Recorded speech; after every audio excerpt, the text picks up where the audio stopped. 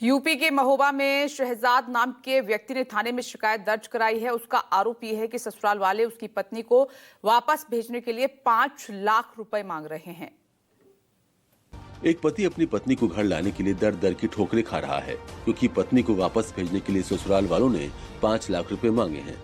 शहजाद की ये पीड़ा अब पुलिस थाने तक पहुंच चुकी है। उसने पुलिस से अपनी बीवी और बच्चों को वापस लाने की गुहार लगाई है।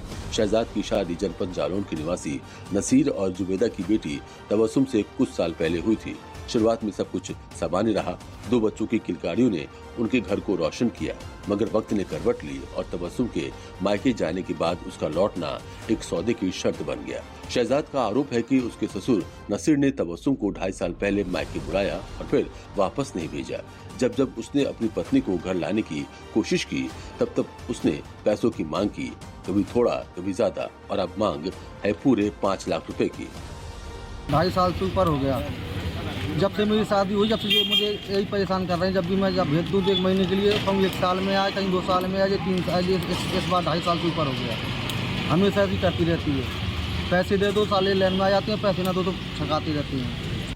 शहजाद द्वारा पुलिस से शिकायत करने पर महोबा पुलिस अधीक्षक पलाश बंसल ने मामले को गंभीरता से लिया।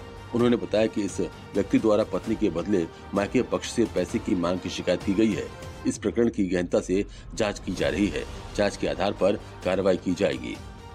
एप्लीकेशन संज्ञान में आई है, जिसमें आरोप लगाया गया है कि पत्नी द्वारा मायके से आने के लिए कुछ पैसे मांगे जा रहे हैं। इसकी गहनता से जांच कराई जा रही है। संबंधित थाना अध्यक्ष को आदेशित किया गया है इसमें गहनता से जांच कर विधिक कार्रवाई अमल में लाने की। ये खरेला थाने का संबंधित मामला है। शहजाद मेहनत मजदूरी करके अपना गुजारा करता है। ऐसे में अब सवाल ये है कि क्या ससुराल वालों की लालच के आगे एक पिता, एक पति और एक इंसान की भावनाएं हार जाएंगी, या फिर कानून और इंसाफ उसका साथ देंगे।